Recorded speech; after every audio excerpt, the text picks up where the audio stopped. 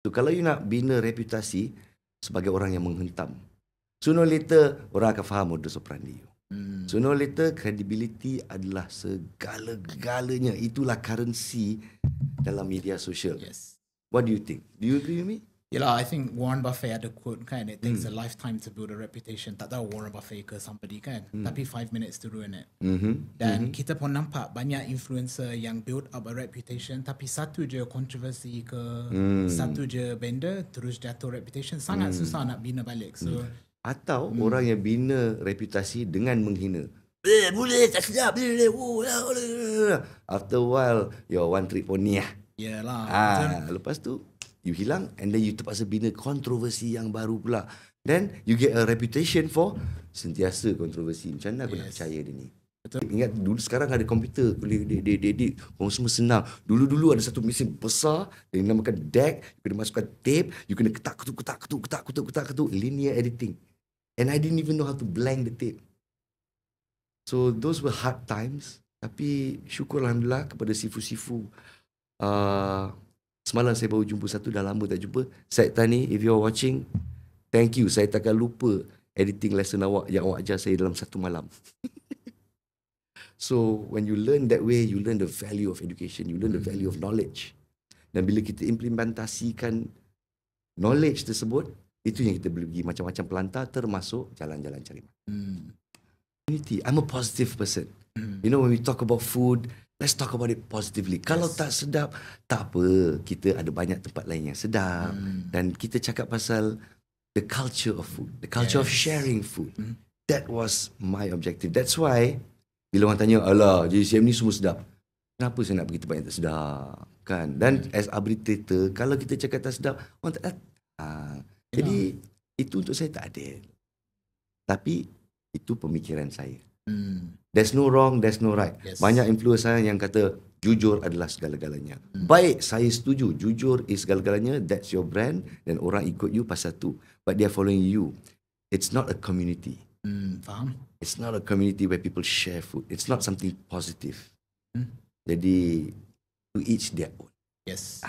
Yelah, sama dengan selera masing-masing, style content pun masing-masing. Betul. Kan? Influencer ni macam makanan. Lain orang, lain selera, lain sedap rasanya. Yelah, orang cakap social media is like a drug kan. Tapi ada betul juga, sebab once you dah dapat attention, you dah dapat likes, you dah jadi hook on benda tu. Dopamine hit. Macam hit tu. So bila dia kurang, you nak kejar balik. Macam mana I nak dapat? Okay, tak apa, I buat kontroversi. Ataupun kontroversi yang tak senaja, you dapat balik benda tu. It's a vicious cycle kan. Absolutely. Dan yelah, itu one of the dark sides of influencing juga. Yang nampak macam tu. Kalau your reputation is macam tu, you akan kena buat lagi teruk untuk maintain reputation. Reputation. Tapi an app that you call this podcast, Cari Makan Podcast. Kalau cara korang cari makan macam tu, it's not going to last. Or Malaysia famous. Oh, all publicity is good publicity. Bad publicity is good publicity. Not if you want to make money or build a reputation. Jangan compare dengan UK firstly kan. Yelah, so kita tak nak compare sama-sama. Sebenarnya aku tak tersebut, aku Hidayat. Okay. I don't want to offend my friend. No, it's okay. I mean, yelah, saya sendiri pun, yelah, makanan UK kan. There's a reason dia pergi satu dunia ambil rempah kan. Kat sana tak ada kan. Tapi okay, kita letak benda tu aside. Kalau kita tengok dekat Malaysia, masih ada yang uncle, makcik yang kekalkan resepi, which is saya tak nampak dekat UK ada. Mungkin ada, tapi jarang. So saya tak membesar dengan tu. Dengan budaya tu ya. Dengan budaya makanan. Food is not just food, tapi it's a story, it's a family story. Ada sebab kenapa dia masak macam ni, kenapa dia pakai bahan tu. Saya tak membesar dengan benda tu. So bila saya nampak tu dekat Malaysia, especially buat content makan, nampak sebenarnya food is much deeper than just makan. I was wondering why you all lining up so damn long for Shake Shack. What man, aku nak jalan kat TRX tu tak boleh. I remember. So of course the FOMO feeling came lah. Aku nak rasa lah. Look at it again. My God, apakah ini? Syaitan. Selang 3 bulan. Bila nak makan Shake Shack, pergilah. Kan? It's still the same. It was just that FOMO moment. and Which is marketing kan. marketing. And a lot of businesses are doing this. Mm-hmm.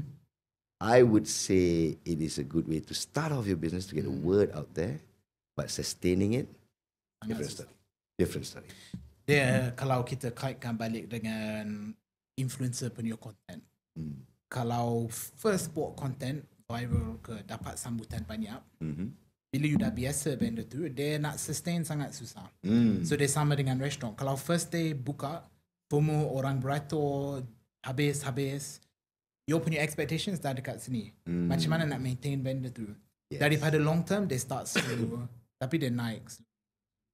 Lebih kurang sama lah sebab macam mana you nak maintain benda tu? That particular level of attention, unfortunately, if you're doing the same thing, it is unsustainable. Okay, hai semua, selamat datang ke Cari Makan Podcast di mana kita nak berjumpa dan bercerita tentang segala-galanya F&B dengan orang-orang dalam industri F&B Malaysia ni. Hari ni saya ada satu guest yang sangat istimewa. Saya dah lama kenal dia sebelum dia kenal saya lagi dan saya anggap dia sebagai salah seorang unofficial mentor saya masa saya mula buat video makan-makan. So kita boleh cakap the man who needs no introductions, Nazrudin Rahman. Apa khabar? Khabar baik, Riz. Thank Sihat? you so much. Sihat walafiat. Tapi yang saya yang kagum sebenarnya adalah saya. Pertama kali saya nampak Riz, thank you so much for your kind words. Tapi bila saya nampak, wow, inilah dia orang yang unik dalam industri kita. Dan bila kita nampak dia dekat kaca TV, kita nampak dia di peranti-peranti kita kan, you are a picture of trust tau. Wow. Tak tahu, bila saya nampak saya percaya. Dan kita pernah cerita satu hari kita kena kolaborasi. Jadi sampai sini pun saya syukur, alhamdulillah. Thank you. Yelah, sebab kita first jumpa masa saya jadi guest JJCM tahun 2017-18 macam tu. 2017 dialah kan? Mak Saleh pertama yang muncul dalam jalan-jalan cari makan. Dan kita semua teruja. Dan bila saya nampak dia betul-betul berselera, dia makan apa tu, Nasi Ahmad kan? Nasi Ahmad kan? Ingat. Lepas tu saya kena cakap dia kena bau jari tu. Dia bau. Lepas tu bila dijelat macam tu, pak, dia dah jadi Malaysian dah dia. Yelah, sebab masa tu saya kira baru juga start buat video makan. So actually untuk dapat, yelah sebab itu yang maksud saya bila saya cakap saya dah kenal Nas sebelum Nas kenal saya. Sebab bila saya first start mula belajar bahasa Melayu, start fikir pasal buat video, saya selalu tengok jalan-jalan cari makan. Sebab dia jadi satu cara yang saya boleh dengar orang yang bercakap, tengok makanan semua. So bila saya dapat jemputan jadi guest, memang macam masa tu dream come true lah. So saya bukan just cakap ni sebab Nas ada dekat sini, tapi dia punya nervous masa shoot tu. Memang nervous sebab ni macam alamak nak jumpa, selalu tengok dalam TV, saya pula akan masuk. Tapi masa tu saya ingat bukan sahaja kita buat episod tu, tapi Nas banyak juga cerita pasal cara nak review makanan. Dengan cara pilihan kata-kata, bukan just sedap, padu, tapi macam mana kita nak describe rasa semua. Dan daripada episod tu saya memang cuba bawa benda tu lah. So bila dapat positive feedback dari Nas, saya pun rasa macam tak sangka lah dia macam jadi 360 macam ni. Tak, saya suka orang yang terus mencuba. Dan dalam industri ni kita kena berdaya tahan, resilient kan. Betul. So kita nampak transformasi Riz juga. Macam awak pandang saya pandang awak juga. Ini yang saya pelik ni tau. Mungkin satu yang kita nak address juga kan. Saya nampak banyak orang dalam media-media sosial atau pelantar-pelantar digital yang lain kan, yang dah menempa nama di sana. Dan alhamdulillah rezeki pun murah di sana. Tapi kenapa awak semua nak masuk TV? So banyak orang macam, abang sebenarnya impian saya nak masuk TV. Saya yang dah buat TV 25 tahun, kenapa awak nak masuk TV? Saya nak jadi macam awak. Saya nak jadi kaya juga macam awak. Jadi dalam dunia baru ni yang kita boleh reach out to our audience dengan cara peribadi tersendiri. Macam Riz kata sendiri, ini pelantar saya, kita boleh cakap apa kita nak. Kan? Ini yang saya impikan sebenarnya. So tanya kepada Riz actually. Dan itu yang saya nak dengar juga sebab kita ada banyak guest yang masuk so far. Kita ada chef, ada content creator, ada cafe owner semua. So nak juga dengar pendapat daripada orang yang dalam media juga, tapi boleh kata start dengan traditional media macam TV semua. Apa yang lesson-lesson dari situ yang kita boleh apply? So macam sebagai contoh kan, Nas cakap semua orang nak masuk TV. Mhm. Tapi terbaliknya, Nas pula nak masuk social media. Tapi sebelum kita masuk detail semua kan, mungkin untuk audience yang tak kenal, yang hidup bawah tempurung ke, macam, yelah, macam I cakap, the man who needs no introductions, tapi mana tahu ada orang yang, yelah, hidup bawah tempurung. Jangan macam tu. Boleh tak Nas mula, macam mana career tu sebagai host mula? Okay, saya cakap terang Riz, saya bukan orang yang dari kecil saya nak masuk TV, saya ada impian ini. And saya kagum dengan orang yang macam tu. Saya tak ada niat langsung. I was just a student masa tu. Dan masa tu, okay, kita Gen X ni agak perit jugalah. Gen X tak pernah cakap banyak. Kita dengar banyak pasal, of course, millennials, Gen Y, Gen Z, Gen Alpha. Gen X ni dia diam sikit sebab dia bukan boomer. We grew up with landlines, kita grew up dengan kaset, dengan CD, dan we were there when the internet was born. Jadi kita ni lah perantara sebenarnya. Jadi saya yang tak ada impian nak masuk TV, terpaksa cari makan sebab masa tu 2008 crisis. Secara kebetulan, I just quit my job. Macam mana nak bayar tuition fee ni sebagainya. Saya ada dekat a fast food joint. Dan saya yang pernah kerja di belakang tabir tu, kadang-kadang bila kita dapat benda yang tak best, nak marah orang yang serving tu is not in my nature. So saya panggil dia, brother, ada silap sikit. Dia pun dah menggelabah besar-besar ni kan. Awak bagi saya fries malam saya nak hari ni punya boleh. Kenapa? Sejuk bro. Oh ya ke? Sorry. So a potential bust up, betul macam tu. Kebetulan belakang saya was producer of Club Disney Malaysia. Okay. So dia nampak saya, perwatakan saya macam tu. Dia approach saya. Dia kata, awak nak masuk TV tak? Riz, somebody did that to you, what would you say? Yelah, it's like a dream kan. For me, ni scam ni tak ada. Awak ni, tak ada. Awak ni gila lah. Tak, saya tak gila. Dia keluarkan kat TV3 dia. Alamak, TV3. Minta maaf, saya panggil awak gila. So it started out on that note. And he said, datang audition. Saya tak pernah, saya tak tahu. Datang je. So I went, not knowing what to expect. Dia suruh baca benda ni, screen test macam ni. Panjangnya macam mana saya nak hafal. Awak buat cara awak. Okay, saya buat macam tu je lah. Okay, so I tried to remember. Saya ni seorang salesman, kerja salesman. Okay, boleh satu. Dia tak sama, sorry, boleh tak? So 10 minutes after that, dia keluar. Okay, you're hired, you start Monday. Macam tu. So dunia saya terbalik macam tu saja. Dan saya, of course, minta restu mak lah. Mak, dia nak I jadi pengacara TV. Mak, habis belajar ni semua je. Okay, I dah berhenti kerja sebenarnya. I tengah cari kerja baru. So if I take this job, I can continue my studies. So mak dengan I geng lah. Bapak tak tahu. 1 tahun I buat kerja tu. 1 tahun. My father found out on TV. Dia nampak, dia macam, Nazrudin Rahman. Mampus, bapak dah tahu. Mak pun dah macam, gulak. Naik. Siapa ni? Siapa ni? It's me. Siapa ni? It's me. Berapa lama dah buat kerja ni? No son of mine is going to be an artist. Times were different back then. So I had to fight for what I believed in. Syukur alhamdulillah kepada arwah Allahyarham ayah saya. I hope at least I've made him proud lah throughout this time. And that's how I started really. Terjebak dalam ni. Dan I found out I was good at it. So saya minta diorang ajar saya script writing. Dan from script writing, itulah dia asas untuk menjadi seorang pengacara yang boleh berentas sempadan. Yes, betul. Sebab boleh kata kalau tengok sepanjang kerjaya tu, banyak juga rentas sempadan daripada dulu Club Disney kan. Yes. Lepas tu yelah ada makan-makan. Makan-makan. Ada juga sekarang. Well, right now saya bersama dengan MHI. So before that, 7 tahun bersama dengan NTV7, The Breakfast Show. Yes. So masa dia debut dulu, kita guna style yang santai. Actually modeled it after the BBC's Breakfast Show. Okay, understand. That's where the similarity is out, right? Betul. So it's never been done in Malaysia. So bila dia baru keluar NTV7 Breakfast Show tu, semua macam wow. acara temu bual pagi-pagi boleh macam ni ke? Yelah, santai punya style kan. Santai, bersahaja tapi still sentuh kepada nadi rakyat.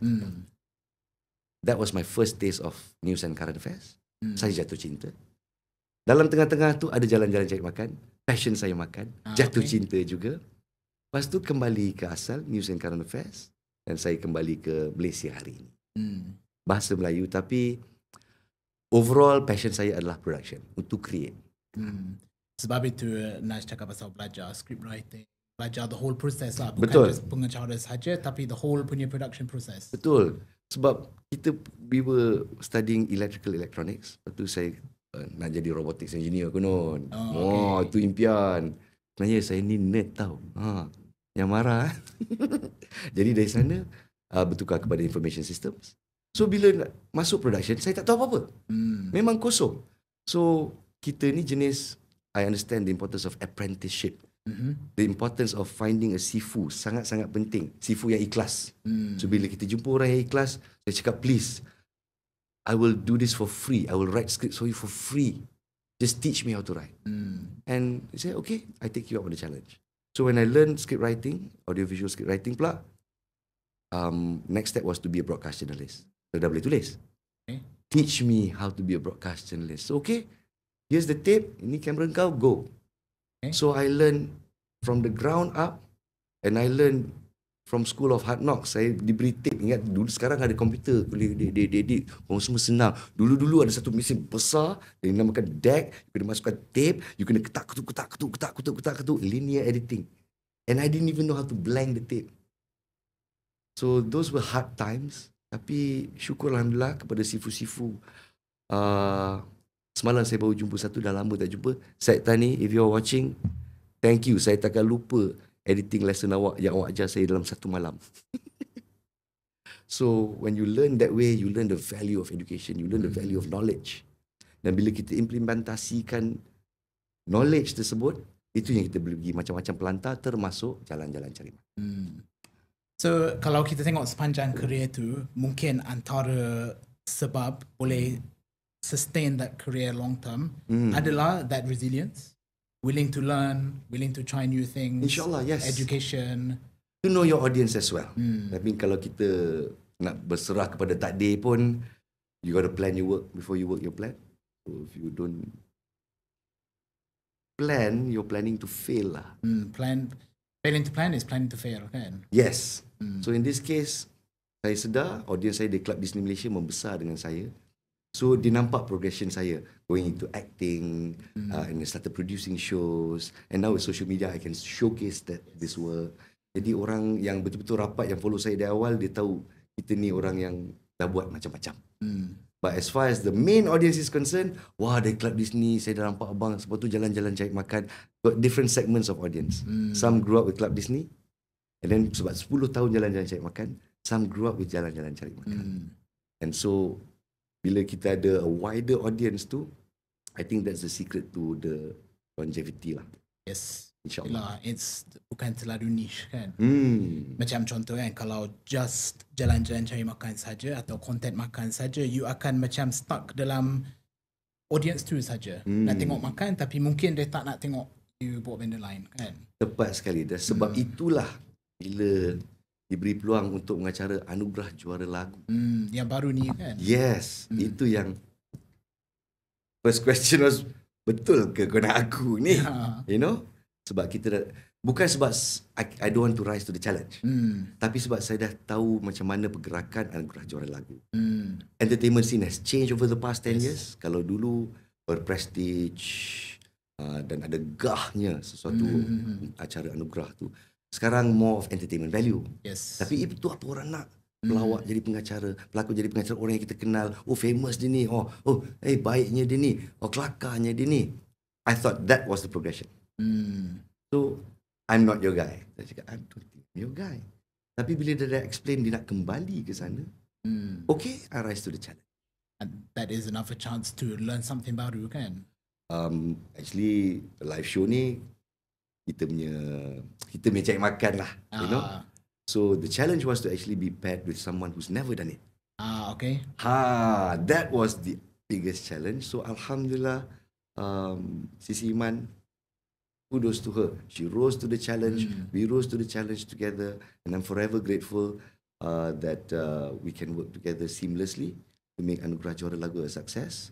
The most successful Anugerah Juara Lagu in 6 years. 2.5 billion impressions on social media. I tak akan terbayang tu. And Billion, billion. Yes, That's a lot. Billion, that's a Yeah, lot. a lot. I mean, of course, all digital and media platforms. Yes, tapi still semua banyak tu. banyak. So saya pun terperanjat, dan saya sebagai seorang Gen X pun kagum lah, sebab maybe you all influencer dah biasa ni, bilion. Alah, tak pernah sampai billion. Wow. Billion tak pernah lah. Kan, macam ni, jilat jari je. So untuk for me it's a personal achievement. So ingat nak retire this year tau. Lah, serious. Ingat nak retire this year dah cukup lah kan. Ni kira official announcement ke? Official announcement that I think I'll hold it off for a few more years. But that's the thing, right? If you enjoy what you're doing, Betul. sometimes it's not really work, right? Because you enjoy it, right? Betul. Dia tak rasa macam kerja kalau memang itu passion kita, itu minat kita, and the minat to create continues to drive that passion. So tadi ada cakap pasal minat makan, No. dan ada juga sebut pasal jalan-jalan cari makan kan. So kita nak cerita lebih detail sikit. Boleh. Bila first masuk yang buat program makan, was it first jalan-jalan cari makan ataupun ada apa-apa program makan sebelum tu ke? Okay. Jalan-jalan cari makan ni is the first food review show ever. It was a flagship show yang naik sama-sama dengan Club Disney Malaysia. So back then, I was the face of Club Disney Malaysia, Maria Tunku Sabri, JJCM. And of course, pergerakan career dia label herself as Maria JJCM. So sampai sekarang orang kenal dia Maria JJCM. Yalah, betul. That's how strong the branding is. It's so strong that dia dah jadi zeitgeist, dia dah jadi popular culture. Jom kita JJCM. Mana jom kita. And it became a hashtag, it became a movement on its own. Yalah, it became a phrase. Popular culture. Yes. Kan? Jadi bila saya dapat offer tu, berat. I mean a lot of people, inilah dia yang saya mahu kan. Inilah career saya.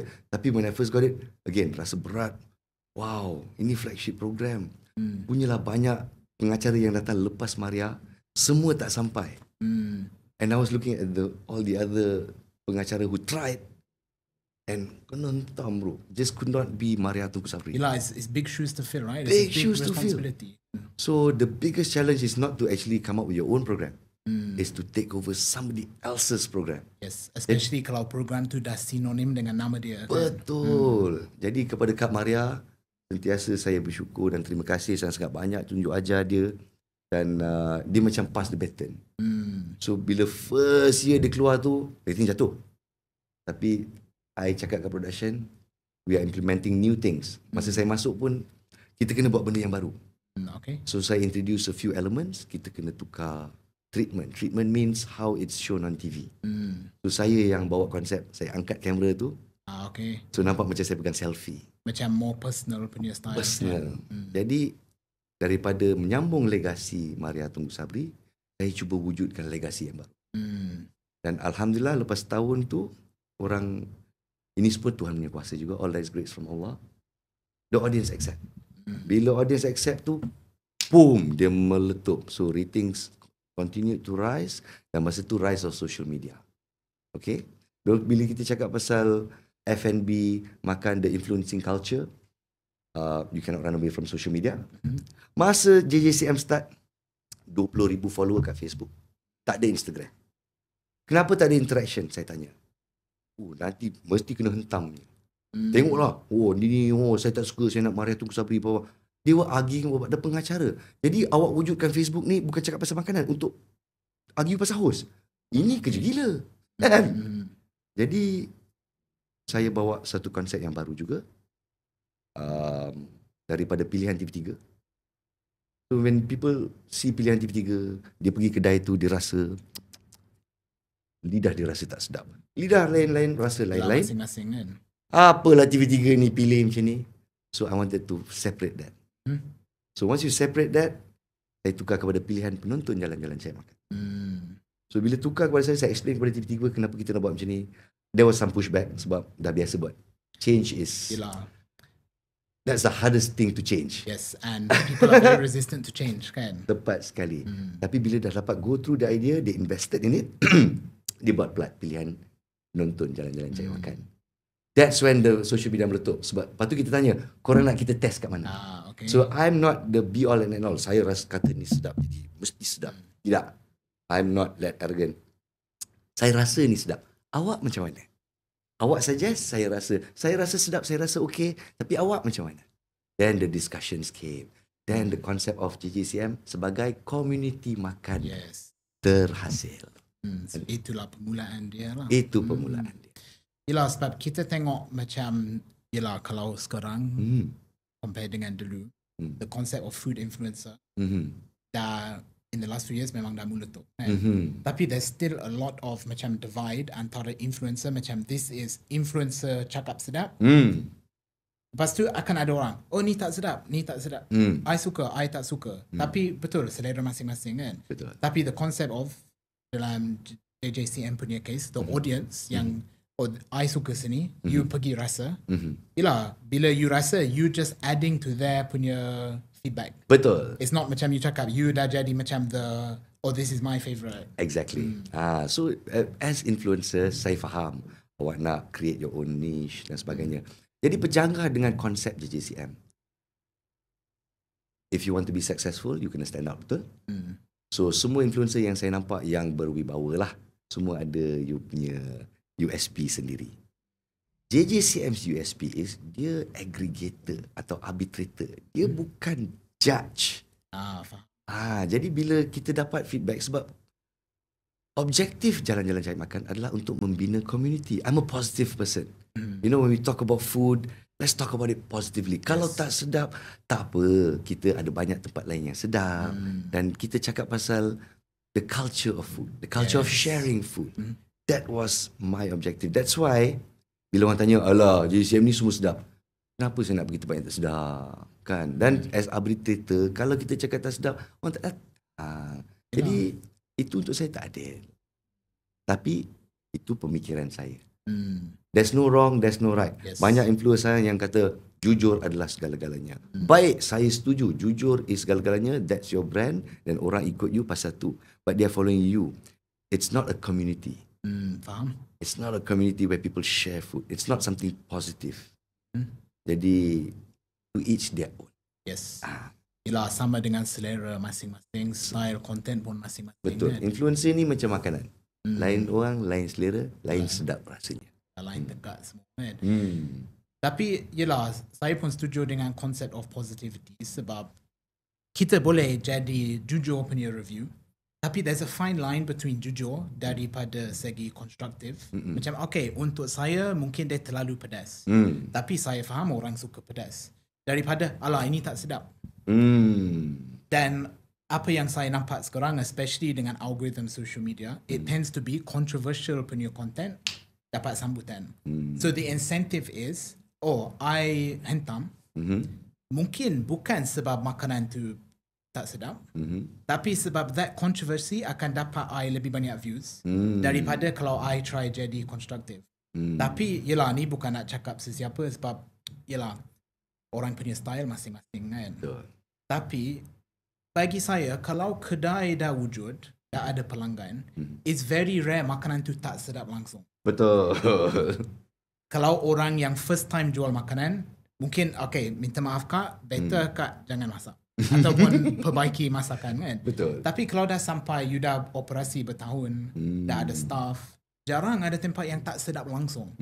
Ada yang sedap, ada yang okay, tapi jarang ada tempat yang tak sedap bagi saya lah. So macam mana kita nak spin benda tu positif, kan? Benda ni semuanya untuk saya adalah budaya. Kalau you pergi Hong Kong, ada satu gerai ni famous untuk pork noodle ke or something like that. Saya terbaca lah, kan? Okay. Culture dia sangat kurang ajar. Okay. Dia sangat kurang ajar. Datang pendapat pek. Sudah habis. Jalan. Okay. Tapi orang beratur. Jadi sebab benda tu sedap. Okay. So orang ramai sanggup kena hina, kena maki. Ada customer yang dikatakan cuba bodek chef tu. Jadi janganlah kau ajar dengan saya. Customer boleh turn sebab benda tu sedap. Ini semua budaya. kan. So in terms of the makanan itself, kalau sedap pergi makan, tak sedap jangan makan. Same point. But on the influencing side, kita nampak ada influencer yang stand the test of time. Kita nampak ada yang famous, lepas tu hilang. So trend di media digital ni, tak kisah F&B ke any other industry, dia flash in the pan, dia sekejap saja. So kalau you nak bina reputasi sebagai orang yang menghentam, sooner or later orang akan faham modus operandi you. Sooner or later credibility adalah segala-galanya. Itulah currency dalam media sosial. Yes. What do you think? Do you agree with me? Yelah, I think Warren Buffett ada quote kan, it takes a lifetime to build a reputation. Tak tahu Warren Buffett ke somebody kan, tapi 5 minutes to ruin it. Dan kita pun nampak banyak influencer yang build up a reputation, tapi satu je kontroversi ke, satu je benda, terus jatuh reputation. Sangat susah nak bina balik. So Atau orang yang bina reputasi dengan menghina. Boleh, tak sedap. After a while, you're one trick pony lah. Yelah. Lepas tu, you hilang and then you terpaksa bina kontroversi yang baru pula. Then, you get a reputation for sentiasa kontroversi. Macam mana aku nak percaya dia ni? Betul. Sebab, yelah, after a while, kalau views semua jatuh, you nak kena buat benda lagi controversial untuk naik balik. Dia macam, yelah, orang cakap social media is like a drug kan. Tapi ada betul juga sebab once you dah dapat attention, you dah dapat likes, you dah jadi hook on benda tu. Dopamine hit. Macam hit tu. So bila dia kurang, you nak kejar balik. Macam mana I nak dapat? Okay, tak apa, I buat kontroversi. Ataupun kontroversi yang tak senaja, you dapat balik benda tu. It's a vicious cycle kan. Absolutely. Dan yelah, itu one of the dark sides of influencing juga. Yang nampak macam tu. Kalau your reputation is macam tu, you akan kena buat lagi teruk untuk maintain reputation. Reputation. Tapi an app that you call this podcast Cari Makan Podcast. Kalau cara korang cari makan macam tu, it's not going to last. Or Malaysia famous. Oh, all publicity is good publicity. Bad publicity is good publicity. Not if you want to make money or build a reputation. Itu saya lah. Be all and end all. Macam mana you nak bina reputasi di media sosial atau di digital platform, ikut suka hati awak. Cari makan awak mah. Tapi, kena ingat, currency kita adalah reputasi. Yelah, betul. Dan I think baru ni nampak juga, ni lari topik sikit dari Jelanjan. Nazar ada share dekat Twitter pasal, yelah, the reality of production. Ada some thread pasal behind the scenes semua. Yes. Dan benda tu juga part of, yelah, the industry is quite small. Yes. And bukan just Malaysia but the world is. You meet people, you bump into people, you work with people. And so reputasi itu sangat penting sebab you akan jumpa orang tu lagi. You akan deal dengan orang macam ni. Betul. And your reputation follows you. And Yes. you can't run away from it. And reputasi sebenarnya datang dari hati yang ikhlas. Ikhlas bekerja. You are sincere about what you want to do. If your objective has always been, I want to be famous, I want to make money on TikTok, Instagram dan sebagainya, this is what you do. Kontroversi. Benda ni padu. Benda ni sedap. Benda ni tak sedap. Kau ni semua bodoh. Ni. Causing that controversy. Having more eyeballs. And I see a lot of it. Jadi sebagai seorang senior, saya rasa sedih. Saya rasa terkilan sikit. Because I take a lot of care.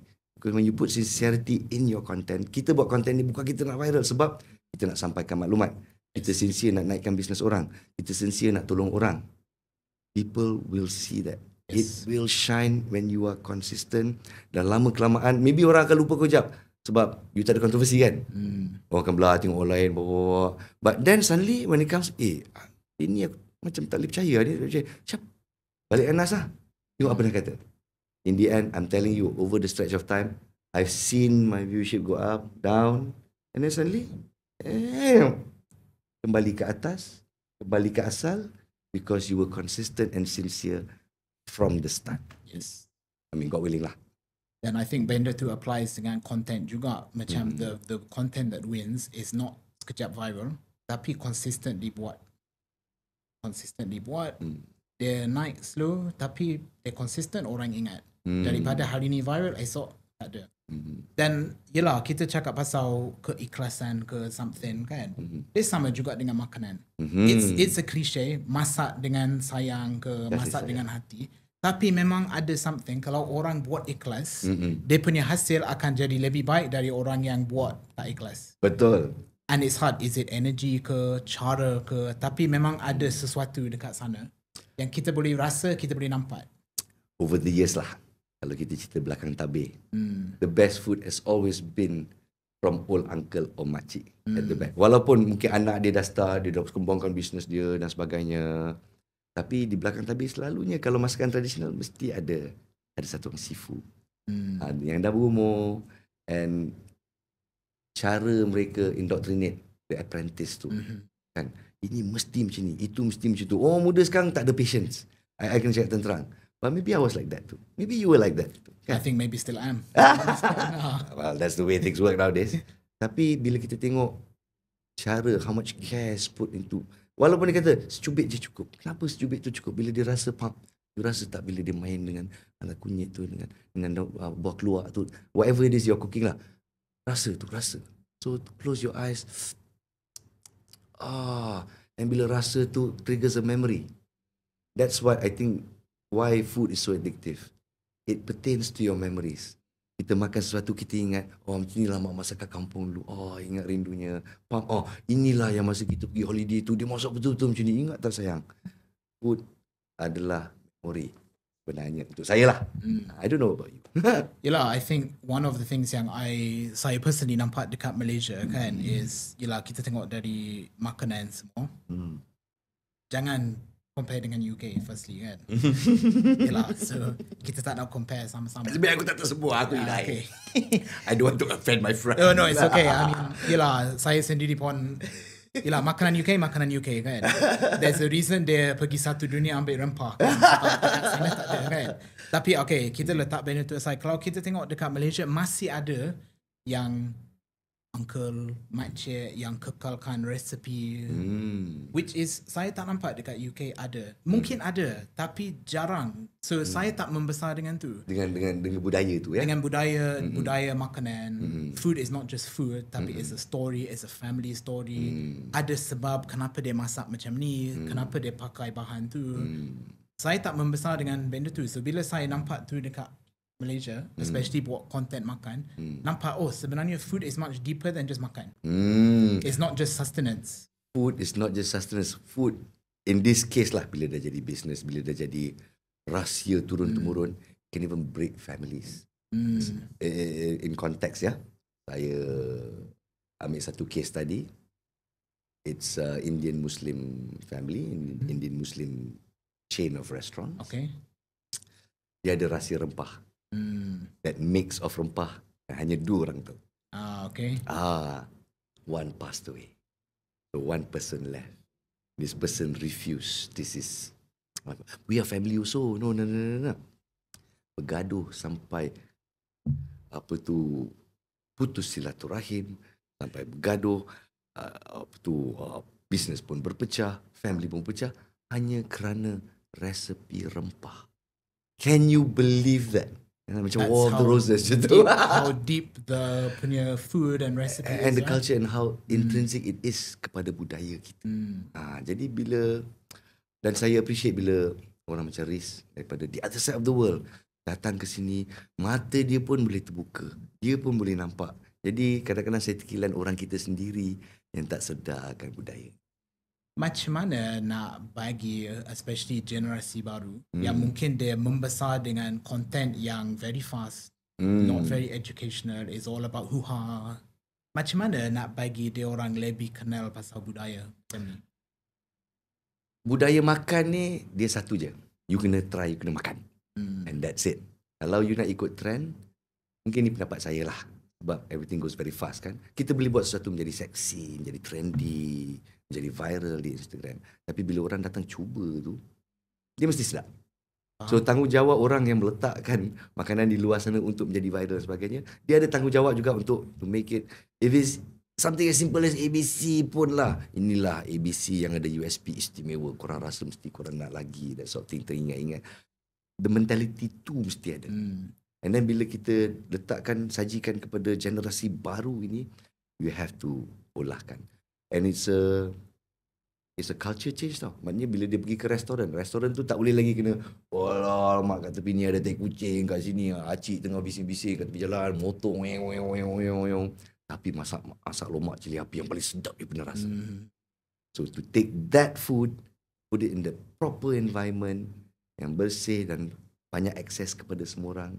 Gen Z baru ni kalau nak duduk kat gerai ada tikus ke apa dia kan. Tapi sometimes that is the best food. Yang mana ada banyak tikus tu. bukan tikus lah, tapi yang gerai yang jangan tidak. But I'm glad you see where I'm coming from lah. Jadi bila dah ada budaya macam tu, Gen Z ni semua akan tengok dekat Instagram, tengok dekat TikTok. Alamak, nampak seksi, jom kita rasa. Dan bila dia rasa tu, dia ada apresiasi. To taste is to love, and to love is to appreciate. Dan bila dia rasa tu, dia kena meet the expectation. Macam Nas cakap kan, dia kena sedap. Betul. Dia tak boleh indah khabar dari rupa kan. Macam betul. Marketing bagus, tempat bagus, tapi makanan sebab bila orang makan tu dia akan hilang. And bila orang kita tak appreciate lah. If you don't appreciate your own story, somebody's going to tell it for you. So saya sangat kagum, dan untuk saya dia mesti jadi ikon negara, Datuk Chef Wan. Cara dia harumkan nama negara kita di pesada dunia. I was with him in Switzerland for World Economic Forum. Saya mengacara untuk Malaysia Night itu. Dan di Switzerland saya nampak for the first time masa tu, all those years ago. Sekarang dah popular lah. Canapes nasi lemak. Canapes style. So dia letak macam ni, what is this? Sekali suap dah. Tapi dalam satu suap tu, you dapat rasa the whole of Malaysia. The crispiness of the ikan bilis, the sweet and pedas sikit sebab Mak Saleh kan. Of the sambal with the coconut rice all in one. Mak Saleh was like, what is this? It's like a burst of flavor in my mouth. And he is truly an ambassador in that way. And then dia datang sekarang dengan Dewan dia. Dia bawa Malaysian cuisine to the next level. People are willing to pay a premium price for masak lemak cili api. Of course, people like my mother, sedap ke? Itu sedap ke? Dia rasa, even my mother goes, itulah mahal. Tapi people pay for it. When people pay for it, people appreciate it. And that value, what Chef Wan has brought kepada kuisin negara atau makanan tradisional kita, saya tak ambil hormat. Yalah, macam Nas cakap kan, kalau kita, bukan kita macam saya, tapi kalau sendiri tak cerita, orang lain akan cerita. Betul. Dan kalau macam tu, kita tak control the narrative kan. Yes. Macam banyak orang kata Singapore punya apa tu, chicken rice the best. Kita macam, kau serius ke? Tapi siapa yang buat bising? Singapore. Kepada orang Singapura yang datang, bukan saya kutuk ke apa lah. Saya hormat. You are doing what you can to push your nation forward. Narrative awak. Jadi kita sebagai orang Malaysia, yang kita tahu komplain. Diorang tak datang Malaysia, mana diorang tahu. Apa komplain je. Talk about it. Do something about it. Do something about it. Tell our own stories, or else somebody will tell it for us. Yelah, it sounds simple, tapi nak kena buat tu yang bukan senang. Yes. Senang. Jadi saya juga bersyukur dengan influencer macam Riz yang mengetengahkan isu dan konsep macam ni. There are few others out there as well. We all have a role to play. Yes. Dan apa saya nampak sekarang, kalau kita tengok, yelah, masa saya start buat video YouTube dulu, was very long form punya content. Betul. Kita dah alih ke trend TikTok, fast moving, very hoo-ha kan. Tapi the trend dah mula start balik dekat longer educational content. So nampak ada peluang untuk orang buat content yang lebih dalam, lebih berinformatif tentang makanan, sebab audience dah macam tak nak yang laju. Betul. Entertaining. Orang dah start cari yang longer punya content. So peluang tu ada. Riz dah sedar dan Riz semakin matang. When you first started, how old were you? Started content 2015, so 10 years, so around 20, early 20s lah. Early 20s kan? See, imagine the early 20s people who grew up on TikTok and fast content. Kan? Laju, and then they grow up to be professionals, yang memerlukan lebih fokus, mungkin dia dah kahwin, dia dah ada family, dia dah ada duit. Dan dia perlukan something more. So, kita nampak progression of the audience actually sebenarnya. Betul. Yang lebih matang. So, again, there is a niche for everybody. Kepada influencers yang cari makan di media sosial, you kena cater kepada all these segments. Like some macam Naj cakap, the audience goes with you and throughout that journey as they get older, as we get older. Betul, yes. Okay, so kita kembali dekat restoran kan. So kita ada cerita pasal keikhlasan dalam masakan ke. Berapa banyak kedai Naz rasa Naz pernah buat video masa jalan-jalan cari makan tu? Agaknya. Wow. Roughly. Ada orang pernah tanya ni. Matematik saya fail tu pasal saya jadi pengacara. Okay. Kalau kita buat 52 minggu, satu episod seminggu, 52 episod setahun, 3 restoran. So Satu jadi episod 150 setahun. Macam tu lah. Kadang-kadang ada lebih sikit. Kira 160 lah. Okay. Kali 10. So banyak lah. Rasa banyak. Kali 10 tahun. So that's It's a lot of restaurants kan. A lot of restaurants, banyak yang naik, banyak yang berkubur. Yang saya bangga-bangga adalah, dan kadang-kadang saya masih visit just saja nak tengok kan, yang dah wujud one outlet, lepas dia keluar jalan-jalan cari makan, boom, kaya raya, alhamdulillah, and making themselves proud. Ada juga yang mungkin terlalu awal, sebab benda ni semua timing. Yelah. Terlalu awal, dia tak mampu nak handle semua attention, dan quality dia jatuh maybe, atau ada kebincangan dari segi kewangan, dia jatuh, dia rundung. Yang itu I regret that I couldn't do more for you. Tapi kepada success story di luar sana, macam Abang Jaman Tori, macam K-Steak Lobster, you know, these are people who first started kena review dengan JCM dan sekarang famous. Alhamdulillah. Yelah, sebab dia ada element of timing. Sometimes it's not the restaurant, tapi the wrong time. Yes. There banyak faktor yang luar kawalan kan. Betul. Tapi kita cuba yang terbaik kan. Antara yang banyak kedai tu, ada tak macam ciri-ciri ke something yang Naz nampak? Maybe sekarang Naz dah boleh tengok, okay, this place will go far. Ataupun this place, okay, the food is good but there will be a challenge. Is there anything yang Naz nampak yang macam ciri-ciri ke kriteria yang bila Naz masuk tengok atau try makanan dia, you dah boleh tahu the future for this restaurant? Boleh. Okay. Absolutely. Tapi bergantung juga kepada matlamat mereka. Kalau kita pergi ke kedai mama papa, you can see can be a success.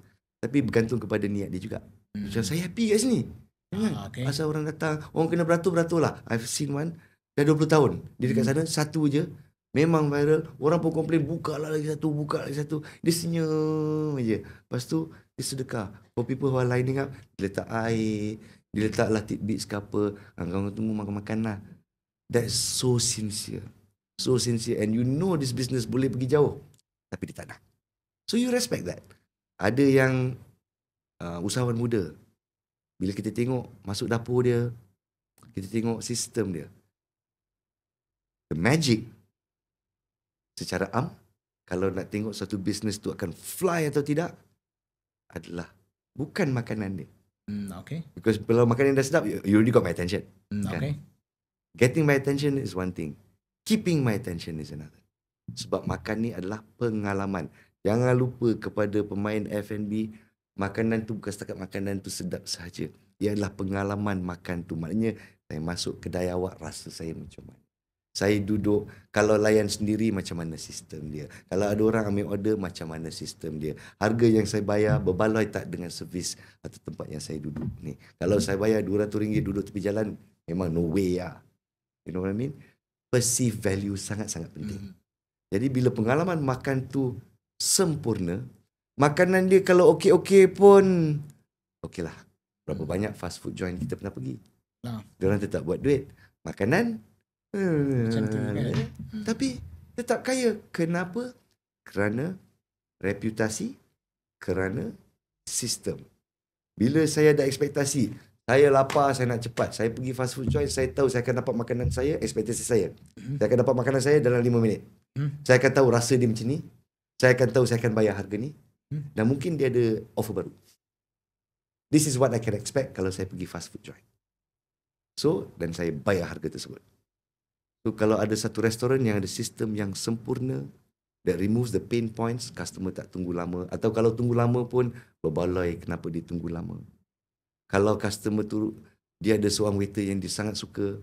I go to this one particular cafe 5-6 tahun at the stretch, but I stop going because the barista left. Okay. Sebab saya masuk aja. Ya order kami kan. Okay. Bestnya rasa macam tu. Yalah pengalaman kan. Pengalaman tu. Coffee dia brewed coffee. No big deal. Not even from a cimbali machine ke apa ke. Tapi sebab dia tahu apa yang nak. Dia tahu tu. So bila F&B operator concentrate kepada makanan dia dulu, of course. Bila makanan dia is of a certain standard yang you boleh keluar consistently. Yes. Consistent. Maknanya kalau hari ni sedap, besok pun sedap, lusa pun sedap. Rasa dia kena sama. Yes, betul. If you can get that right, next is system. Kalau sistem you walaupun simple tapi berjalan dengan lancar, you will fly. Simple as that. Yelah, but I think a lot of people, they tend to focus dekat makanan. Of Macam course. makanan I kena paling sedap. Sistem kalau tak apa. Kedai pun buruk tak apa. Tapi makanan I betul-betul sedap. Lepas tu dia tertanya-tanya kan, kenapa tak jadi? My food is the best food. Makanan kita paling sedap. I pernah rasa kedai-kedai lain kita yang paling sedap. Tapi dia tak tengok the whole 360 kan. Betul. Dan antara guest yang sebelum ni, cafe owner, dia sendiri cerita pasal mula-mula dia buka cafe, dia fokus dekat makanan. Makanan dia sangat unik. Antara favourite cafe saya juga. Tapi dia cakap dia tak fikir pasal things like interior design, experience. Tapi sekarang dia tengok in cafe culture, makanan sedap, penting. Tapi design pun penting, service pun penting. It's a whole 360 kan. Whole 360 to make sure the price point yang customer you bayar tu, dia dapat apa yang dia bayar. So, a lot of F&B players also kadang-kadang they don't consider something yang sangat penting. Ia pelik datang daripada seorang pengacara TV, COGS. Cost of goods sold. Kalau you buat satu burger yang paling sedap di dunia, you kena able to break down what's the cost from top to bottom. Yes. So, inilah cost yang you keluarkan untuk hasilkan burger ni. Okay. So burger satu hal. There's a reason why makanan tradisional susah sangat untuk kita jadikan fast food. Sebab rempah-rempah cucuk. Ini kena kisar, ini kena tu. Punyalah banyak proses, betul? So bila ada banyak proses, banyak manpower dan juga banyak ingredients, cost COGS you naik. Cost COGS pun termasuk cost of manpower. Yes. Berapa kira margin semua kan? Semuanya sekali. So kalau benda tu bila you letak benda macam-macam nak jadi sedap, wow, cost you RM8. You nak jual berapa? Kalau you jual RM10, you buat 20%. Nak cover aircon pun tak lepas. So how much percentage on top you kena charge daripada RM8? Maybe you nak 50% lah. 50% lah kata, 50% margin untuk cover all the other operating costs. RM16. Sedap macam mana pun aku tak nak beli burger ni RM16 kalau kat tepi jalan. So that's where you kena cari the right point. Which is part of perceived value. Perceived value. You boleh bayar RM16 kalau kedai you ada Instagram corner. Ada waiter yang dress dengan rambut K-pop dia. Hi, can I take your order? RM16 saya bayar. That's it really. Yelah, dan kita tengok trend sekarang dekat social media kan. Satu benda yang saya personally rasa macam sayang sikit, banyak makanan macam tu, dia very trendy. Tapi saya bukan F&B professional, tapi saya boleh tengok dan kira roughly cost dia. Push margin banyak ni. Makanan ala apa benda ni, macam nachos dengan sos je. Jual harga macam ni. Tapi kita tengok makanan tradisional, yang contoh kan, satu hari dia masak dengan bahan macam ni, bertahun punya pengalaman, orang kata ni mahal. Tapi ni sanggup bayar. Itu yang satu yang saya personally rasa sayang sikit.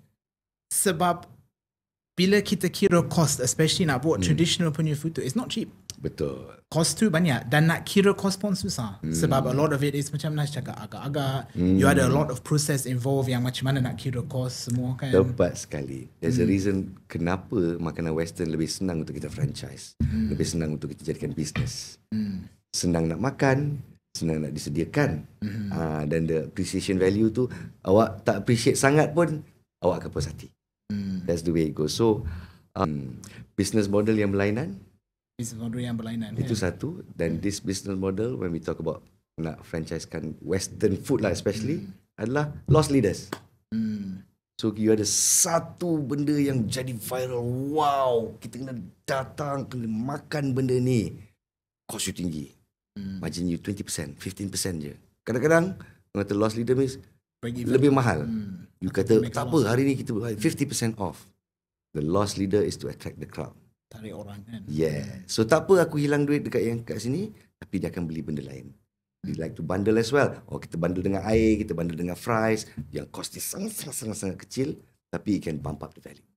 So again, it's the value of what you're paying for. Ada satu yang baru buka dekat TRX.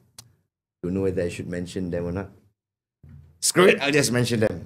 I was wondering why you all lining up so damn long for Shake Shack. What man, aku nak jalan kat TRX tu tak boleh. I remember.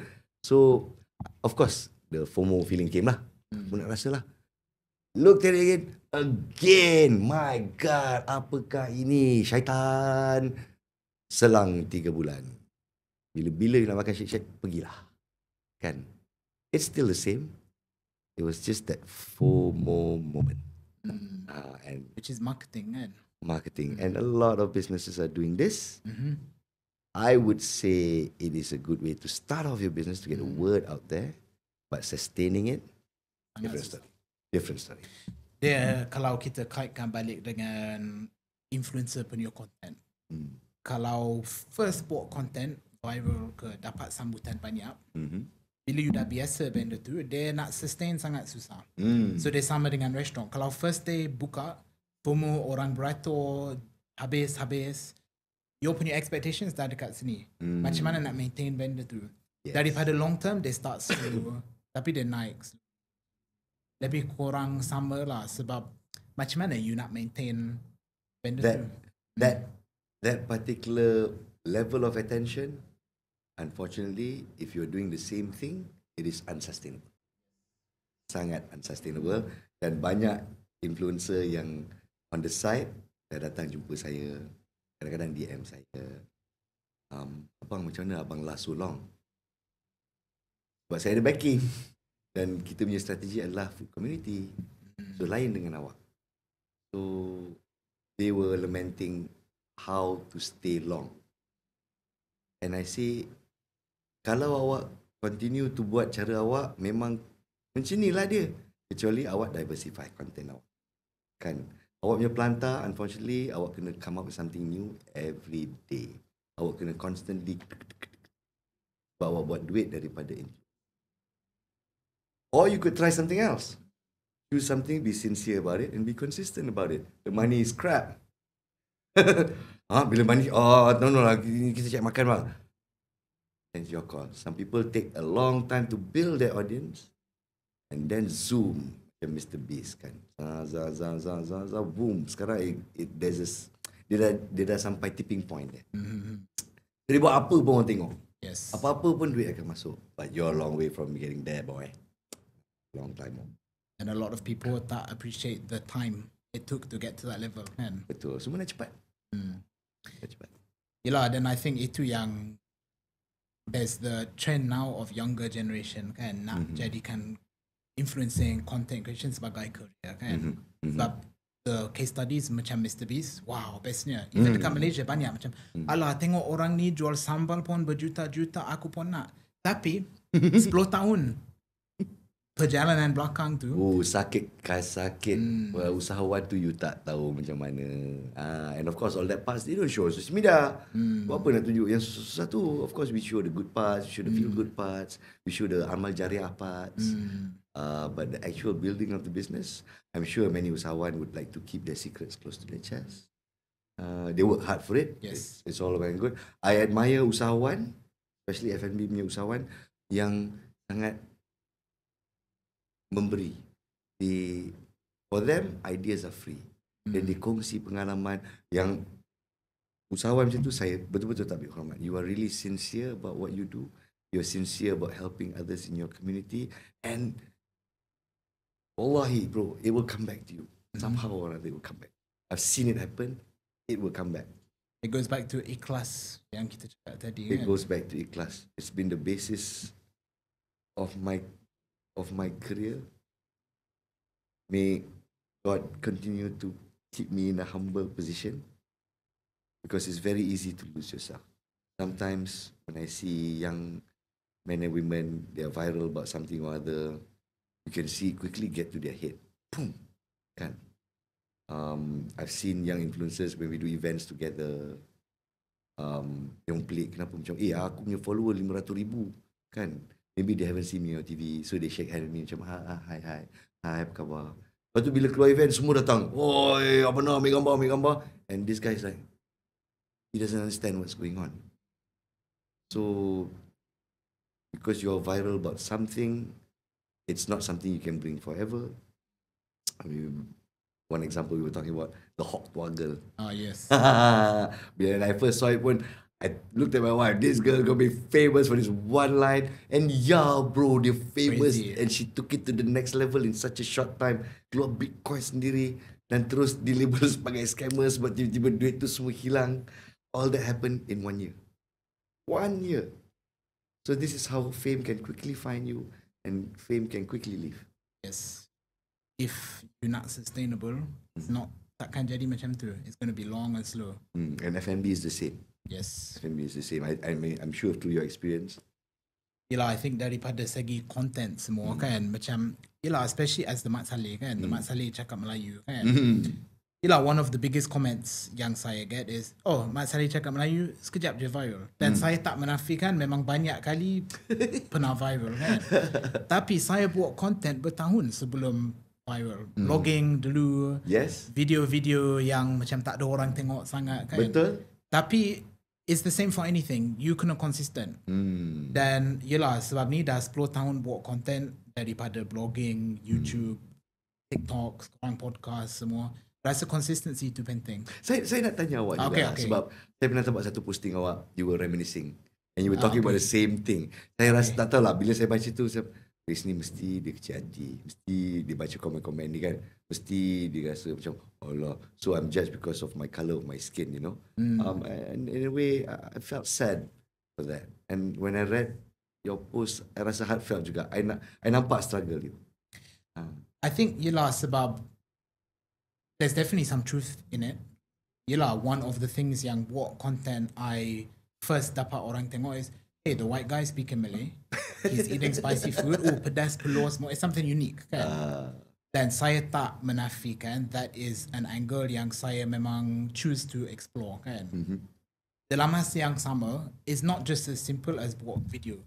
Mungkin ada video yang memang saya tak pernah fikir, just buat dari viral sebab the Mat Salleh is, dia cakap negeri ke kan. Tapi nak sustain benda tu lama, benda tu yang bagi saya agak challenging juga. Sebab dia back to apa yang kita cakap tadi kan. Boleh buat something yang jadi. Jadi, tapi macam mana nak sustain benda tu? Betul. Untuk saya rasa Riz ni victim of your own success.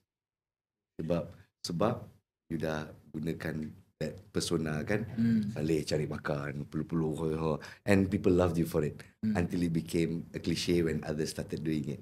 Maybe. It's not your fault. Not your fault, but it just became that way. So bila dah jadi macam tu, bila you viral or bila orang nampak you cuba, sebenarnya ada buat benda lama. Taklah, dia macam Saleh lah juga. Macam tu je. You know, and it's tough. I must say it's tough for you. So in terms of diversifying that content, sama juga macam F&B players. Kadang-kadang if you want to expand, you can be that 20 tahun duduk satu tempat sama, keluar makanan sedap, you punya customer, anak you makan sana, cucu you pun makan sana, and you'll be alright. You will be alright. Your life will be alright. Pandemic macam mana pun, orang akan sokong you sebab makanan you sedap. But if you want to go to that extra mile to come up with more branches or maybe to go nationwide. Who knows? Boleh cakap-cakap dengan Madrid. Go international macam Mary Brown, 50 tahun. Datuk Nancy tu. Memang hardcore F&B lady. And she started with just one shop, Mary Brown. And I saw the shop, Chinese writing, Mama Papa shop. Macam you jumpa berjalan. So to see that, and that's what you can be, it takes a lot of pengolahan. You cannot stick to the same thing. Your menu must expand. Your systems must expand. How you think about your business also must expand as an entrepreneur. There's no right way, there's no wrong way. Apa saya cakap ni semua kat sini tak ada betul, tak ada salah tau. Ini semua pendapat saja sebab kita dah nampak success story orang. Dan saya kongsikan saja. I myself tak tahulah, mungkin masa tak sedia. Saya timing kan. I started my own F&B business. Sebab saya tengok dengan orang, I started asking myself, aku ni dah timba banyak ilmu. It's such a shame kalau I pun tak boleh buat benda yang sama. I love food as well. So I paired up with a chef that was very talented. Kita come up with sauce sama-sama, recipe dan sebagainya. And then I let him fly. I let him fly sebab dia ni talented. So macam, you know what? Kalau gitu makanan dari aku. Aku tahu macam mana nak jual, kau buat je. So we started a cafe and a playhouse. The first cafe playhouse concept in Malaysia. Business boom. Lepas tu pandemic datang. Pap, jatuh. If I didn't do the playhouse business, I would have risen lower, but I would have sustained. But because I went too fast, too far, overstretched, pandemic came, bayangkan duduk dari subuh sampailah matahari terbenam, I was in the same seat, just tak tahu apa nak buat. Maybe not my time. And for usahawan out there who's failed before in F&B, just accept that it's not your time. Dan inilah dia semangat usahawan sebenarnya. Berdaya tahan, berdaya saing. Biar kita putih tulang, jangan kita putih mata. So you fail means you just found another way to not do your business. Itu saja. Walaupun dia bunyi macam klise, memang betul. Memang kalau tanya sesiapa yang usahawan ke, memang dia akan cerita sebenarnya dia memang pernah fail. Tapi it's what you do after you fail.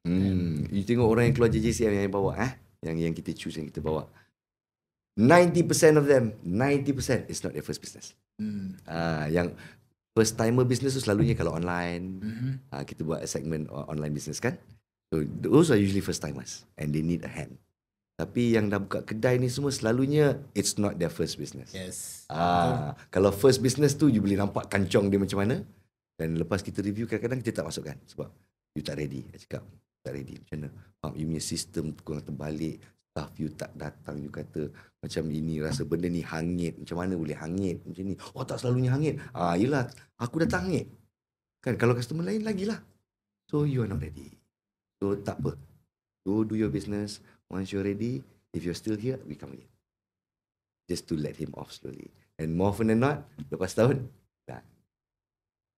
So those who have done before, who failed before, and then bila cakap dengan dia, ni, dulu saya pernah buat macam ni. Then I know you felt the pain of losing. And then it's how you get up after that. Yes.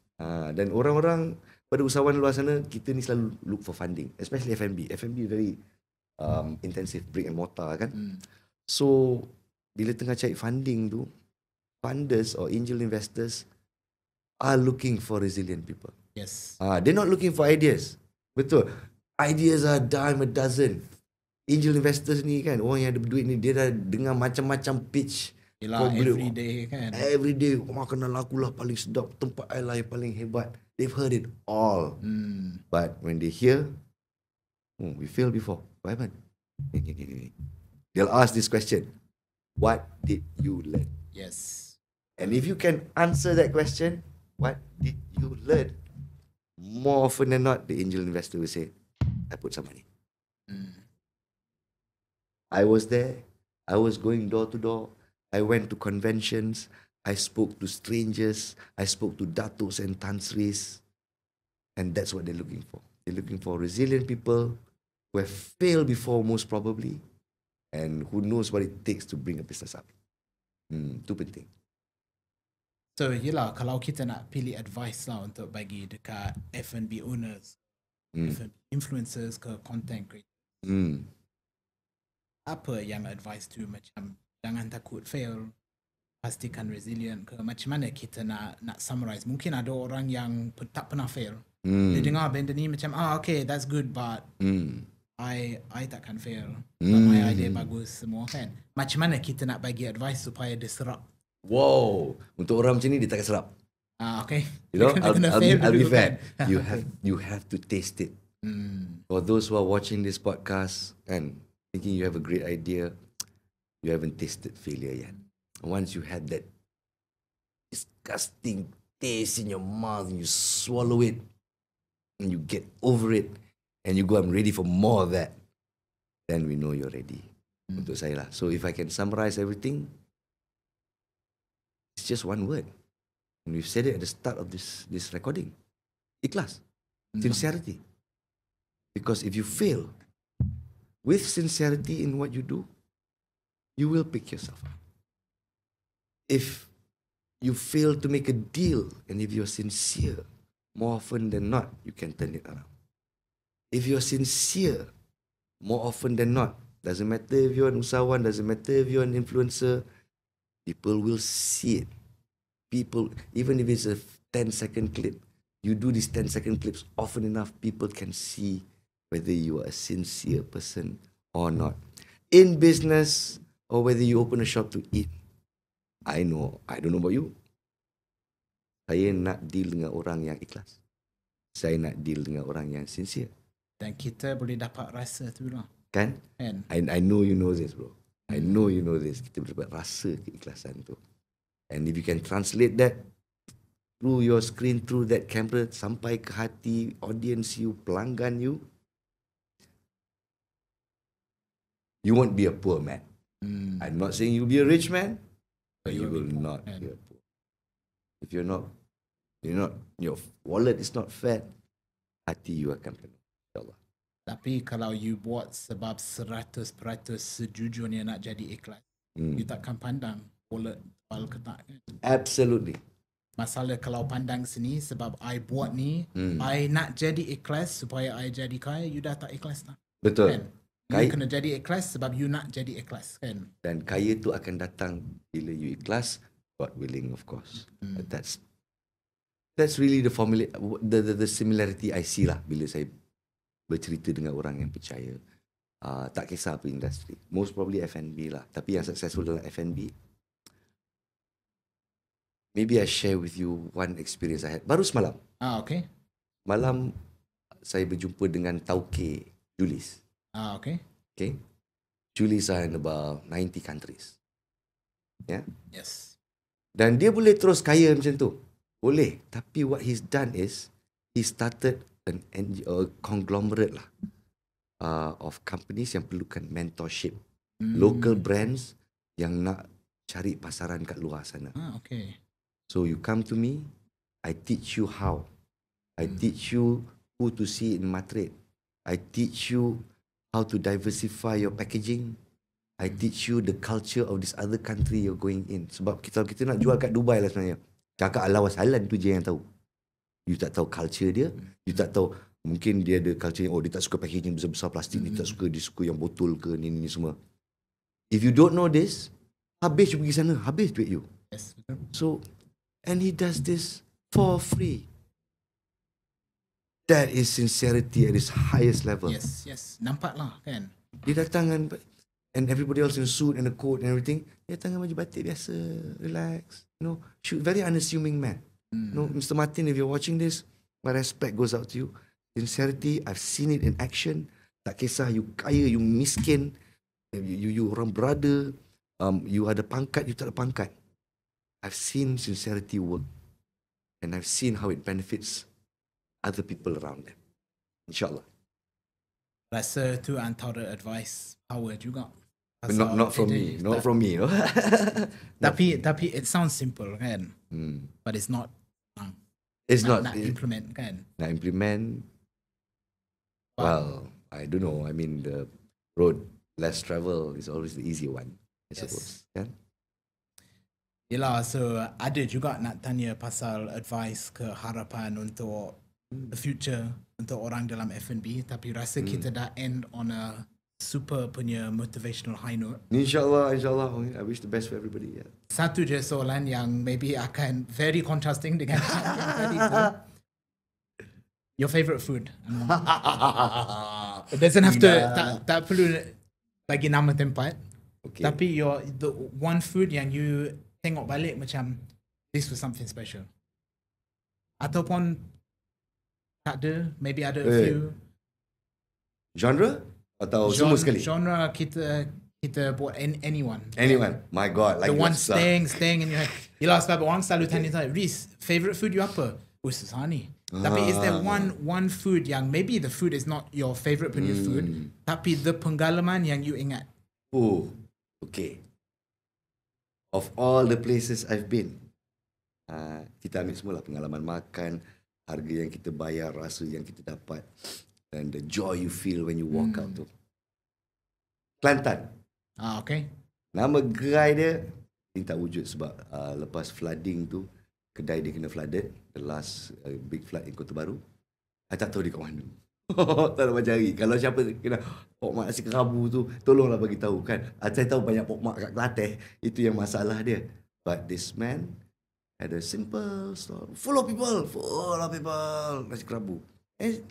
But the most fragrant nasi kerabu dengan sambal tumis dia yang I think tersendiri juga.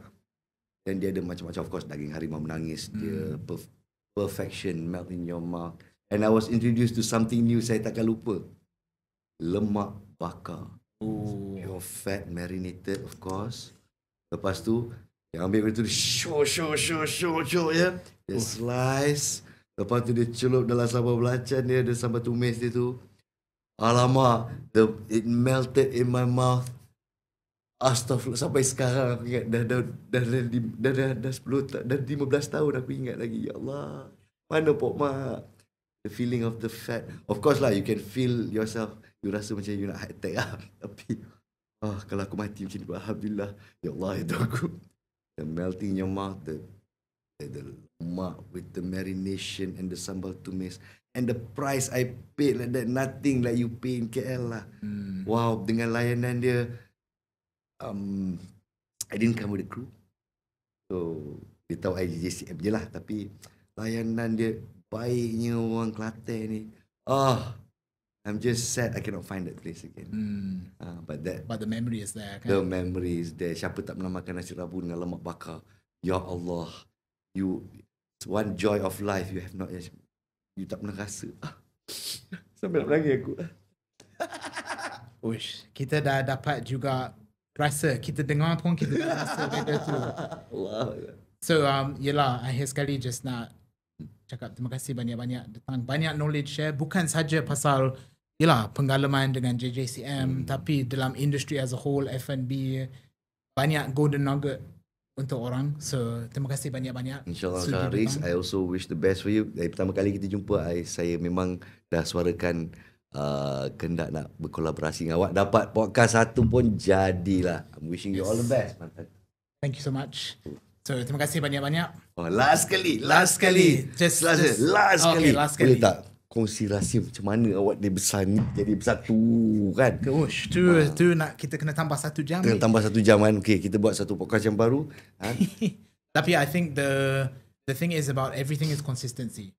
They go back to apa yang kita cakap pasal nak buat business F&B, nak jadi influencer, nak career, apa-apa nak pun. Badan sado. Nak badan semua, dia kena konsisten. Konsisten kan? Kalau you boleh buat sesuatu ekstrim, ramai ekstrim supplement diet ke, boleh je dari kurus cepat. Betul. Tapi dia tak sustain. Nak sustain tu lama. Betul. Saya bertahun nak kecilkan badan tu, so saya harap dia akan sustain lah. Tapi daripada you buat cara ni, daripada you jab Ozempic, yelah. This earns you the respect. Really. Boleh tukar cari makan sampai gedang. Okay. Orang kata dah tak kena kalau buat food reviews kan? Dah macam ni kan. Kau tengok tu. Mana ada ni tengok Vine ni. Kau tengok tu. Malulah aku. Okay. Kita habis kat sini kan. Tapi terima kasih banyak-banyak Nas, macam satu conversation yang saya sangat enjoy. Excellent. Terima Thank kasih you. The banyak-banyak. pleasure is mine. Thank you so much, Riz. And terima kasih semua yang tengok episod Cari Makan Podcast hari ini. Jangan lupa like, subscribe dan follow. Dan kita jumpa dalam episod seterusnya.